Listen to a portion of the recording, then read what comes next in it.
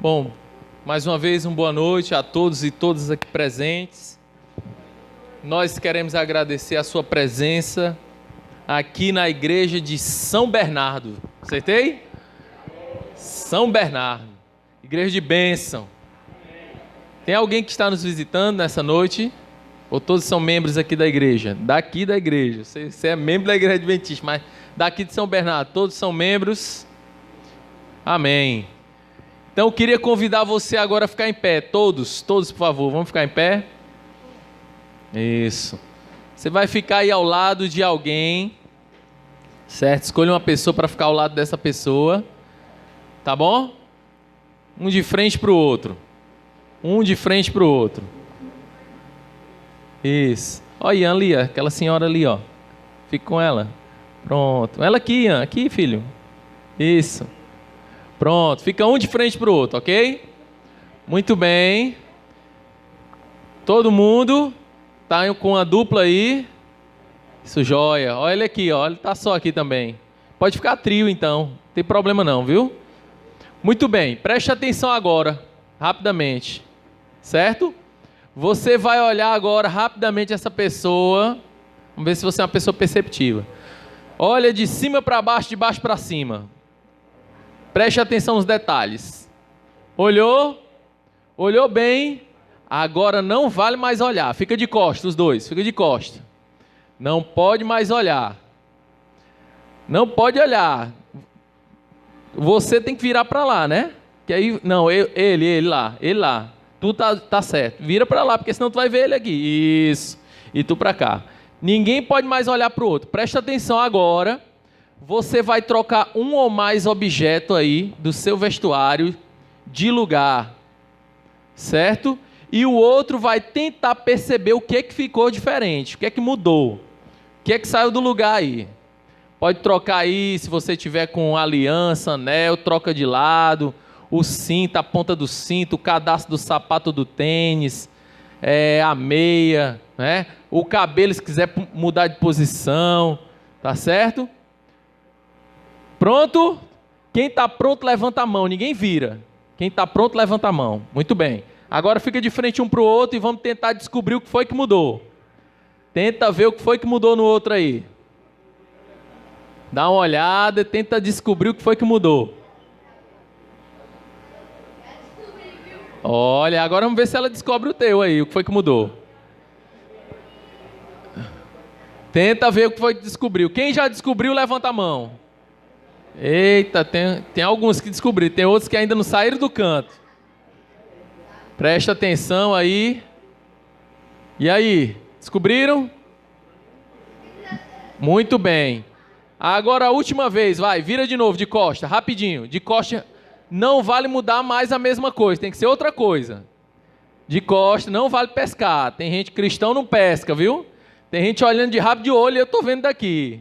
Tenta mudar alguma coisa aí. Certo? Isso, tenta mudar alguma coisa. Tem um irmão ali que tá só assim do rabo do olho, eu tô só vendo. Misericórdia. Não vale pescar, cristão. Isso, muda alguma coisa. Não pode mostrar pro outro. Deu certo? Levanta a mão quem já mudou. Levanta a mão quem mudou. Muito bem. Agora fica de frente um para o outro e tenta ver o que foi que mudou. Tenta ver o que foi que mudou. Tenta ver aí o que foi que mudou.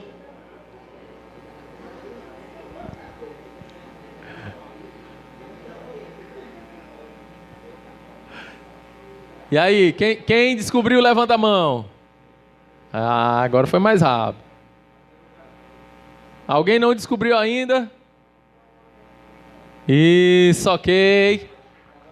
Muito bem. Todo mundo vem para cá agora.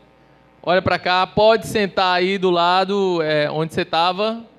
Isso, joia. Muito bem.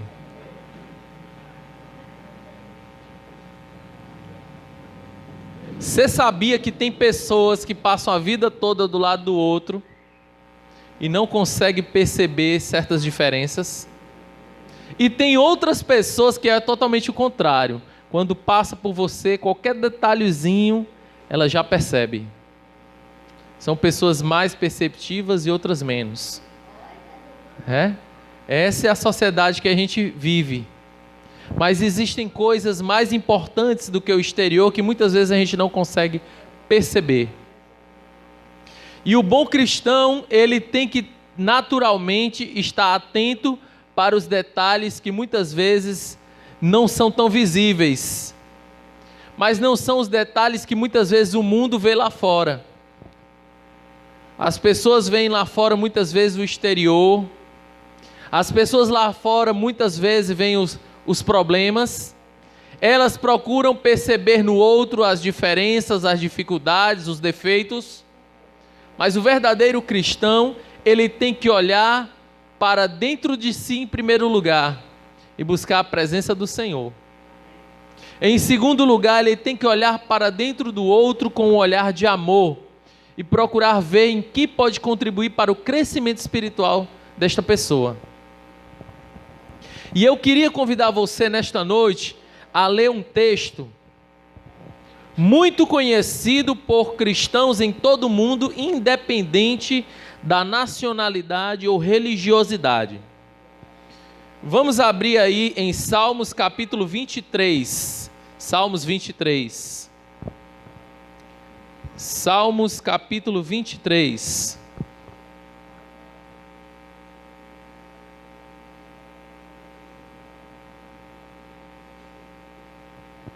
Salmos capítulo 23.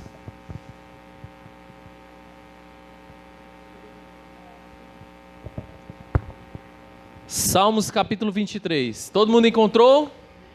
Amém? Vamos seguir. O que é que diz aí? O Senhor é o meu pastor e nada me faltará. Ele me faz repousar em verdes pastos. Que mais?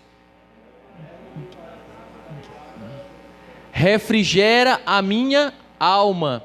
Guia-me pelas veredas da justiça por amor do seu nome. Ainda que eu andasse pelo vale da sombra e da morte, não temeria o quê? Mal algum, porque tu estás comigo. A tua vara e o teu cajado me consolam. Prepara-me uma mesa na presença dos meus adversários. Unges a minha cabeça com quê? Com óleo. O meu cálice transborda. Certamente que a bondade e a misericórdia do Senhor me seguirão quanto tempo? Todos os dias da minha vida. E habitarei na casa do Senhor por quanto tempo? Para todo sempre. Este salmo, tão conhecido universalmente, foi escrito por Davi. Davi olha para toda a sua trajetória ao longo da vida. Ele olha por todos os caminhos percorridos por ele, ao longo de sua jornada. Do alto da sacada ali, do palácio, nos seus últimos dias de vida, ele olha para todo o seu reino e diz: o Senhor é o meu pastor, e de nada terei falta, ou nada me faltará. Naquele momento, Davi ali faz um resumo, um resgate de todos os momentos que passara ao longo do seu reinado. Ele vai rebuscando em sua memória todos os momentos expressivos de sua vida. E percebe o quanto Deus o amava, o quanto Deus o protegia e o quanto ele era querido pelo Senhor. Davi lembra ali dos seus primeiros passos em sua grande família. Davi era filho de Jessé e a sua família era grande. Tinham muitos filhos. Ele não era o primogênito. Ele não era o principal ali da casa de seu pai. Ele percebe que vai crescendo ali, vai crescendo, os outros filhos vão se tornando homens e atribuições maiores e importantes são dadas a cada filho. Mas aí ele também percebe que ao longo de sua história, ali junto à sua família, ele tem uma grande responsabilidade: cuidar das ovelhas de seu pai. Aí Davi tem o seu primeiro ofício, a sua primeira responsabilidade. Percebendo o pai que desde criança ele era obediente, era obstinado e tudo que lhe era colocado à mão fazia com zelo, o pai dá a ele a grande responsabilidade de cuidar das ovelhas. Só que as ovelhas, elas são muitas vezes inocentes, né? São animais dóceis e ao seu redor tem ali muitos perigos. E Davi tinha que ser corajoso, intrépido, para defender ali aquelas ovelhas. Não seriam ali 2, 4 ou 8, mas com certeza muitas ovelhas. Ele tinha que cuidar. E tinha que voltar do pasto com cada uma delas. Davi resgata da sua memória, lembrando ali do conforto que é dado para os seus filhos no reinado, que na sua infância não tinha toda aquela riqueza. Davi tinha sim muitas labutas, às vezes passava dia, tarde e talvez chegando até o final da tarde em casa com todas as ovelhas, muitas dessas vezes apenas com uma refeição. Para aqueles que já tiveram a oportunidade de morar, de conhecer ou de viver no interior, sabe que a vida no interior não é fácil. Cuidar de animal não é fácil. Alguns são mais arredios, outros muitas vezes se desgarram do rebanho. As ovelhas não eram diferentes. E Davi tinha que ir ali cuidar de todas. E se não bastasse isso, o próprio ofício, a profissão que lhe foi dado ali, dentro da família, cuidar de ovelhas, não era bem quisto, não era bem visto, não somente pela família, mas também pela sociedade. Para você ter uma ideia, ser pastor de ovelhas era algo que era menosprezado dentro da sociedade de Israel. As pessoas não viam com uma boa aparência aquele que cuidava de ovelhas. Pior do que cuidar de ovelhas, somente cuidar de porcos. Mas Davi fazia da sua profissão, do seu ofício ali, algo de grande importância. E sempre voltava com todo o rebanho ali. Passava horas e horas ali, junto das ovelhas. Tempo também suficiente para ali conversar com Deus. O tempo era tanto ali, cuidando daqueles animais que faziam parte do acervo ali da sua família, que muitas vezes a própria família esquecia que ele estava lá no campo. Passava ali tanto tempo, que às vezes a família até muitas vezes esquecia de chamá-lo para as refeições. Mas ele só voltava dali quando terminava a sua função. Esse era Davi.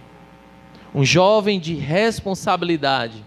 Um jovem que levava a sério as coisas que fazia. Levava tão a sério que Deus, num determinado momento da história de Israel, olha para toda uma nação que estava ali em declínio, passando por dificuldades, passando por momentos de labuta, por momentos em que travava ali, estava à véspera de travar uma guerra, e olhando para todos os filhos ali de Israel, Deus olha para aquele jovem, e aí manda o seu profeta, o mesmo profeta que foi ungir ali ao jovem Saul e até a casa de Jessé, num lugar esquecido pelo mundo chamado Belém, num lugar esquecido pela sociedade. Ali ele visita uma das menores famílias dali, que era a família de Jessé. Chegando ali, ele encontra uma família numerosa e os vizinhos já vinham até perguntando: por que será que esse profeta veio até aqui? O que será que aconteceu? Será que alguém está em falta? Será que alguém está em dívida, em pecado? Mas não é isso que o profeta veio ali falar. Não é isso que o profeta veio ali fazer. E aí eu queria te convidar a abrir a Bíblia em 1 Samuel capítulo 16, porque no versículo 7, nós escutamos através das palavras ali, proferidas pelo profeta, a voz do Deus Altíssimo. 1 Samuel capítulo 16, versículo 7, diz o seguinte: porém o Senhor disse a quem? A Samuel: não olhe para a sua aparência, nem para a sua altura, porque eu o recusei, pois o Senhor não vê como vê o homem. Pois o homem olha para o quê? Para a aparência exterior, mas o Senhor olha para quê, queridos? Para o coração. E aí Deus ali, naquele momento, havia dado uma rasteira no profeta, porque o profeta, quando chega ali, ele olha para aqueles 8 irmãos, aquela família numerosa, e quando chega ali os filhos de Jessé, ele vai dizendo: é esse, porque é alto, porque ele é forte, porque ele chama a atenção das pessoas, é esse homem com certeza, esse aí é o próximo rei, ele até parece com Saul, ele até tem uma aparência assim majestosa, com certeza é esse aí. E Deus disse: não é esse, Samuel. Depois vem outro, tomando a frente dos outros, talvez muito falante, muito comunicativo, e aí ele diz: esse com certeza, tem cara ali de estadista, é comunicativo, ele chama a atenção pelo seu falar, é um homem de muitas palavras, é um homem eloquente, é um homem que sabe dialogar com as pessoas, com certeza esse aí é o próximo rei de Israel. E Deus diz: não é esse, Samuel. Até um determinado momento em que Deus diz claramente: Samuel, você está olhando só para o que os seus olhos veem. Samuel, você está olhando só para o rosto, para o corpo, para o cabelo, se ele é forte, se ele é alto. Esqueça tudo isso, Samuel. Não é isso que me chama a atenção. Não é isso que vai fazer com que eu eleja agora o próximo rei de Israel. E tudo isso, queridos, passa na mente ali de Davi nos seus últimos dias, lembrando ele da sua história. Talvez numa cama, ele lembra daquele momento como se fosse o dia de hoje. Talvez num momento desse, entra seus filhos ou seus netos e ele começa a contar a história que está lembrando. Talvez seus filhos perguntem: pais, sobre o que o senhor está pensando nesse momento? E aí ele vai e começa a relatar: eu estou lembrando do dia em que eu estava lá no pasto, do dia em que eu estava lá olhando as ovelhas, após ter salvo de um leão ou de um urso, e num determinado momento, chegou ali para mim um servo de meu pai, e aí me chama do pasto e diz assim: Davi, Jessé teu pai está te chamando em casa. E por que Jessé o chama? Porque após passar ali, irmãos, 7 dos homens que chamaram a atenção de Samuel, nenhum deles era o escolhido do Senhor. Talvez alguns deles olhavam uns para os outros e até se perguntavam: o que é que Samuel viu ou não viu em nós, para que não fôssemos escolhidos como o próximo rei de Israel? O que é que Deus olhou para dentro de nós, para que não tivéssemos essa honra de ser escolhidos como o próximo rei de Israel? E aí Samuel olha para aqueles homens, e depois de ser recebido um por um, ele pergunta para Jessé: o senhor tem mais algum filho? Já vieram todos? É quando o pai lembra e diz assim: ainda tem mais um lá no pasto, mas muito novo. Pois chame este jovem. E aí o pai manda chamar a Davi. A Bíblia nos diz, você pode estudar em casa com calma, que ao adentrar ali dentro de casa, quando Samuel coloca os olhos ali naquele jovem, a Bíblia nos relata que Deus diz assim: É esse. Esse é o próximo rei de Israel. Levante-se, Samuel. É esse o próximo homem que vai governar o nosso povo. Irmãos, alguns de nós estamos sendo subjugados. E não são só pelas pessoas lá fora, muitas vezes por nós mesmos. Muitos de nós estamos subjugando os talentos e os dons que Deus nos dá. Muitos de nós estamos sendo como os filhos de Jessé, chegando até a igreja, nos sentando apenas nos bancos, acomodados com a realidade social em que vivemos. Somos simplesmente meros membros da igreja. Estamos tão acomodados, irmãos, que é notório, nos damos por satisfeitos em esperar as horas do sábado, da quarta-feira ou do domingo para virmos ao culto, apenas nos deleitar com as mensagens, sejam cantadas ou pregadas. Irmãos, alguns de nós estamos deixando a oportunidade passar. O que diferenciava Davi dos outros irmãos? O que diferenciava Davi para o ponto dele ser escolhido ali como ungido de Israel? O tempo passa e após a unção ali do profeta, após a oportunidade ali dada por Samuel, onde todos os irmãos ali ao seu redor presenciam e veem aquele jovem que era menosprezado, que tinha o pior dos ofícios dentro de sua casa, é o escolhido por Deus. E com o passar do tempo, talvez alguns deles se perguntaram, e agora? Será que daqui ele já vai para o palácio? Não, irmãos. Você pode estudar com calma em casa e você vai perceber que Davi, após ser ungido por Samuel, ele não foi imediatamente tornado rei. Muitas situações se deram ao longo dessa história. E aí o que é que acontece? Num determinado momento, quando menos se esperava, a guerra que tinha que explodir, ela acontece. Israel entra em guerra. Se não bastasse o histórico de pavor pelo qual passava o povo de Israel, desde o período aí da escravidão no Egito, após passar 40 anos no deserto, após guerrear com vários povos, após passar por anos de sofrimento,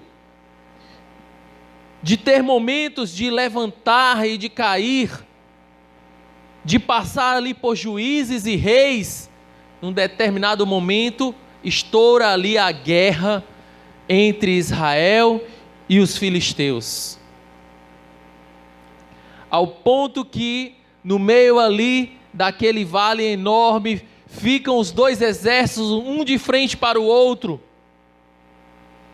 E num dado momento, para evitar um derramamento de sangue entre as duas nações, eles entram no acordo.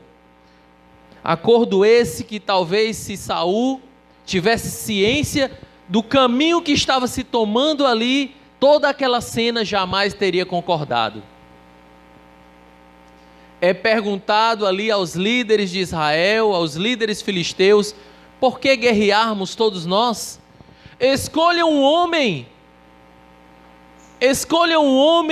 entre os filisteus, escolham um homem entre o povo de Israel. Deixemos que famílias sejam poupadas, que lares deixem de ser ceifados, e que as pessoas não venham a sofrer com a perda de seus filhos, de seus pais. Escolham apenas um homem. Talvez nesse momento em que está ali no leito, Davi contando a história ali para os seus filhos, relembrando, para os seus netos, nesse momento enche os olhos ali de Davi de lágrimas, ao lembrar que o povo de Israel ficou ali estagnado, porque quando aceitaram esse acordo, no meio dali, daquela multidão de filisteus, se levanta um homem. Quem era esse homem? Golias, um gigante, A Bíblia diz que esse homem era tão grande, mas tão grande, que até os seus objetos de arma eram pesados. Naquele momento fica aflito a nação de Israel, porque não havia um homem à altura daquele gigante para combatê-lo. Mesmo que se juntassem 3, 4 homens, ainda não conseguiriam derrotá-lo.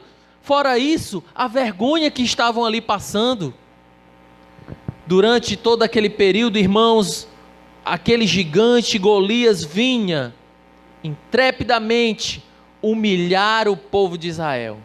Ele olhava nos olhos dos soldados e dizia assim: venha qualquer um de vocês, venha, se você me vencer, toda essa multidão aqui vai ser escravo de vocês. Venha lutar comigo, se você me derrotar, tenha certeza que nunca mais o povo filisteu irá incomodar vocês. Agora, se vocês forem derrotados por mim, tenham certeza que cada um de vocês serão escravos, serão humilhados por toda a terra. Imagina aí, irmãos, uma humilhação como essa, durante 40 dias, as pessoas ouvindo as mesmas lamúrias, talvez uns e outros dizendo: por que você não vai? Você que é tão habilidoso, você que sabe lidar com as armas, uns jogando para os outros. Alguns se perguntando: por que o rei não vai? Por que o filho do rei não vai?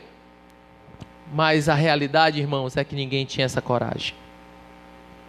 O tempo passa, e num desses dias, Jessé pede ao seu filho para ir até o campo de batalha, não somente para levar ali um lanche para os seus irmãos, mas também para saber em que pé estava a guerra, porque de longe ecoava o silêncio.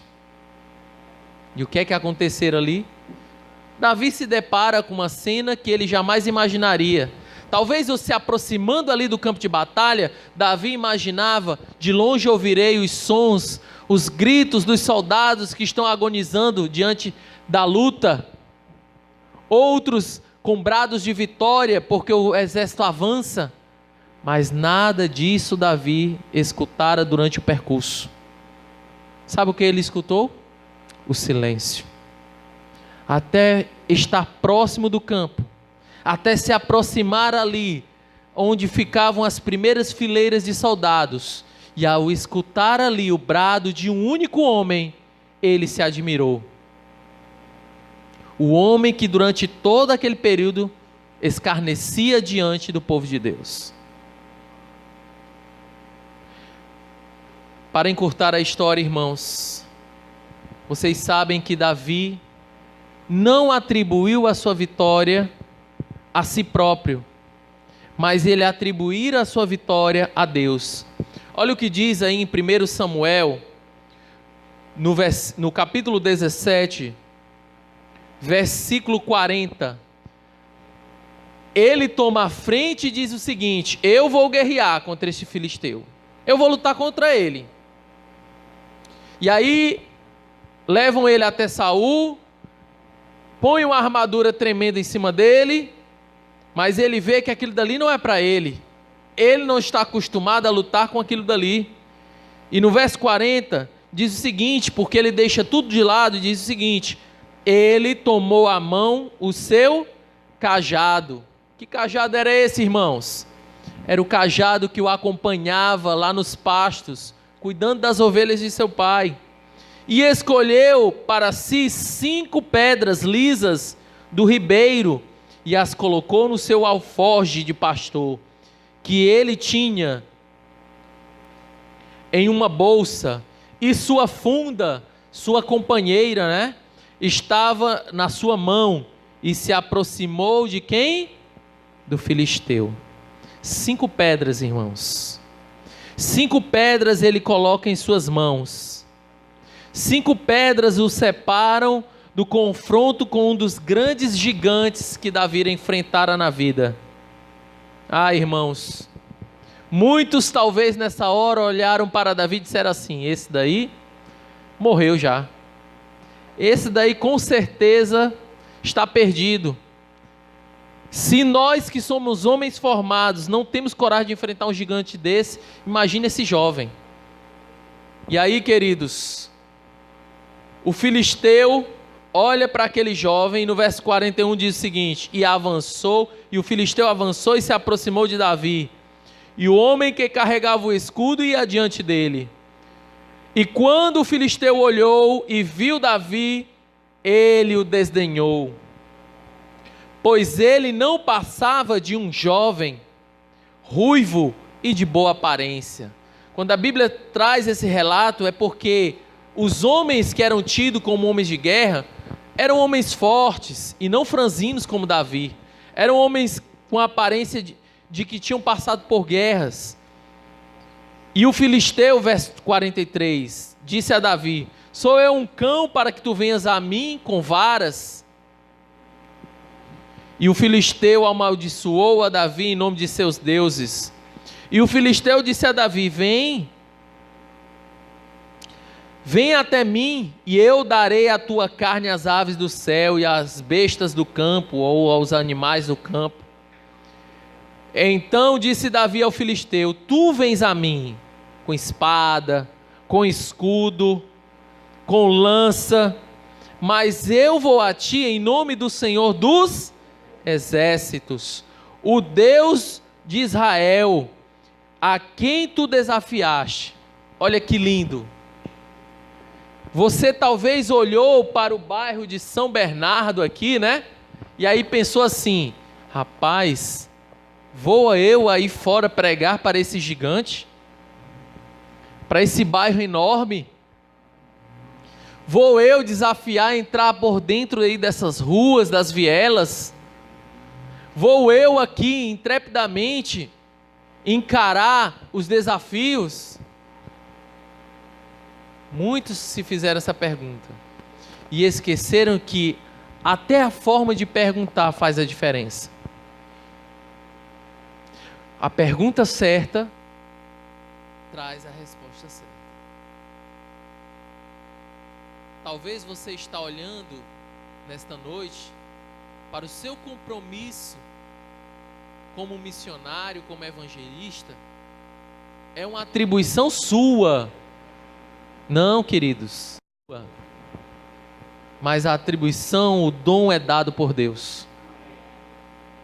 Davi não olhou para o tamanho do gigante, ele olhou para o tamanho de Deus e viu que Deus podia resgatar o seu povo. Deus podia transformar a sua vida. Deus podia ser honrado através do seu ato. Porque Deus, irmãos, para nós é a estrela da manhã. Deus para nós é que nos resgata. Ele é o nosso lírio do vale. Ele todas as manhãs te convida a falar do amor dele para outras pessoas. Naquele final de tarde, irmãos, caiu mais do que um gigante diante de Davi. Nunca mais naquele reino as pessoas esqueceram da história do jovem que derrubou o gigante. E sabe, irmãos, nesta noite você pode fazer um marco.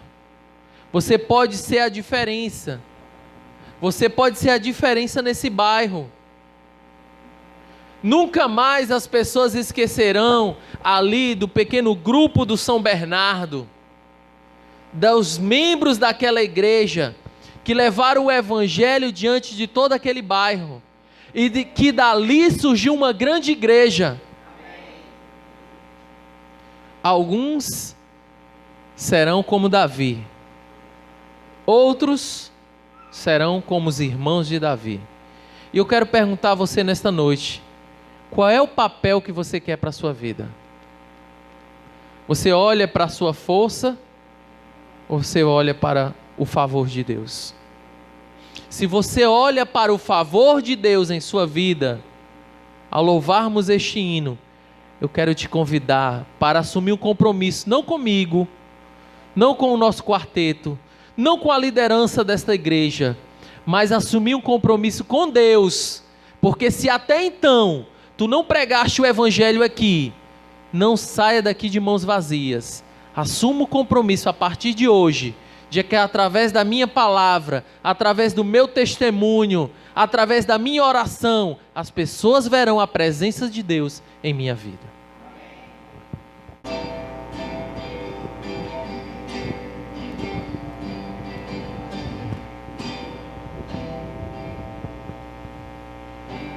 Lírio do vale, quero teu aroma em meu ser,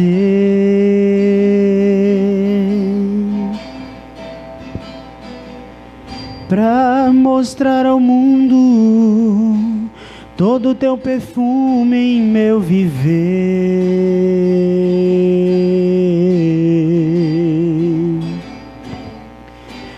Toma minha vida e faça refletir a tua luz.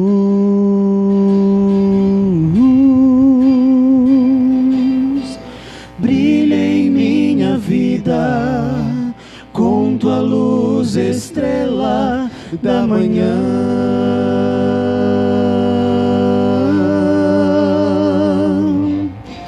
Quero andar contigo, onde me mandares eu irei.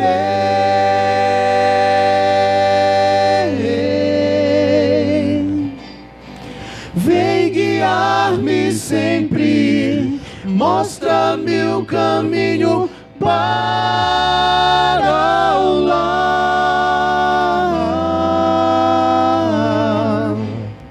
Vou erguer a voz ao mundo, vou anunciar o teu amor.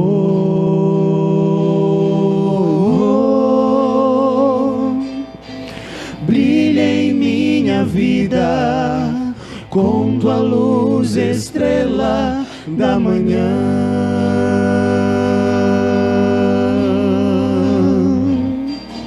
Ó Senhor, eu vejo o mundo que está sofrendo ao meu redor. Vive na escuridão, sem saber por onde prosseguir.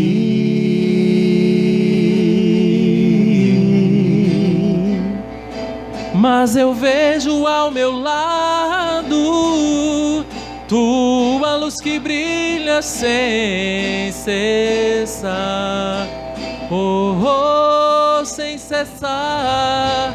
Brilha em minha vida com tua luz, estrela da manhã.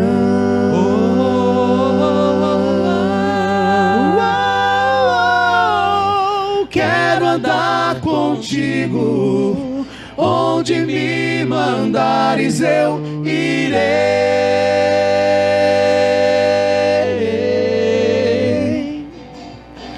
Vem guiar-me sempre, mostra-me o caminho para o lar. Vou erguer a voz ao mundo, vou anunciar o seu amor.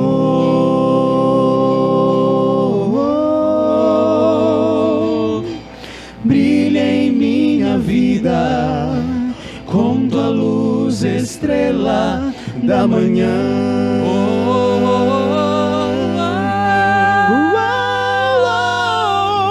Quero andar contigo, onde me mandares eu irei.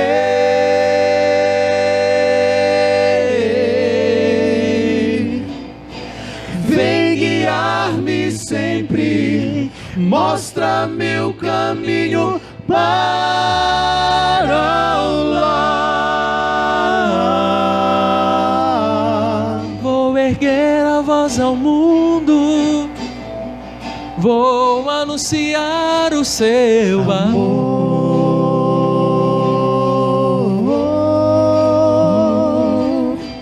Brilha em minha vida com tua luz, estrela da manhã.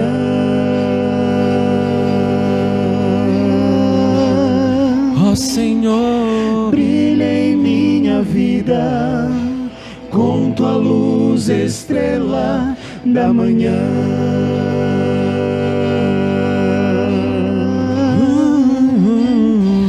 Brilha em minha vida com tua luz, estrela da manhã, da manhã.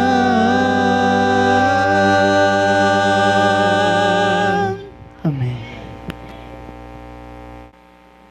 eu não sei se após a escrita, pouco tempo depois, Davi vem a falecer, após finalizar todos os seus salmos, mas de uma coisa eu tenho certeza: muito mais do que nós lemos hoje na Bíblia, deve ter sido o sentimento ali expressado quando ele proferiu para a sua família a importância de Deus em sua vida.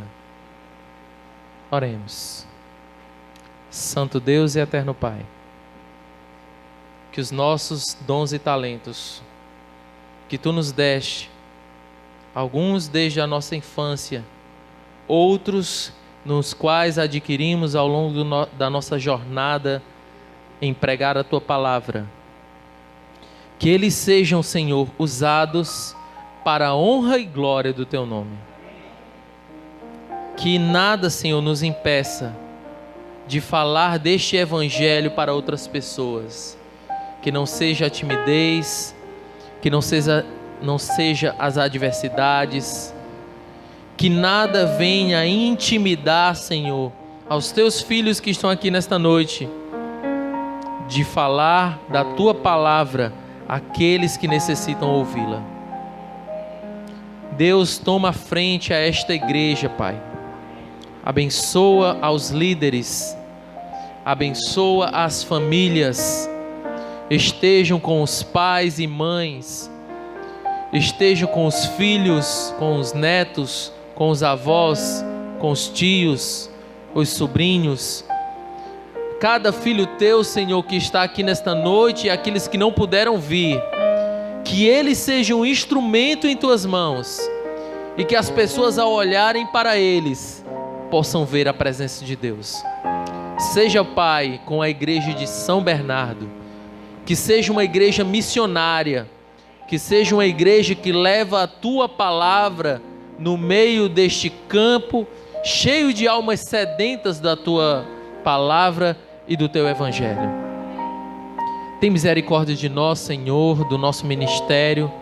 Abençoa, Senhor, o grupo Vox 4. Tu sabes das nossas limitações. Esteja com as nossas famílias, com os nossos filhos e filhas, para que todos eles possam ver também em nós a importância de pregar a mensagem através da música. Que nós, como pais, como maridos, possamos também entender a importância do testemunho diante dos nossos familiares e amigos. Que sejamos líderes em nossas igrejas e que esse ministério siga em frente a pregar a Tua palavra até ter a oportunidade e o privilégio de encontrar contigo nos ares. Abençoa nesta noite a cada filho Teu aqui presente e leva-nos em paz e em segurança, pois clamamos em nome de Jesus. Amém. Glória a Deus. Cumprimente a quem está do seu lado, deseja a ele uma feliz semana. Estarei à porta para cumprimentá-los também.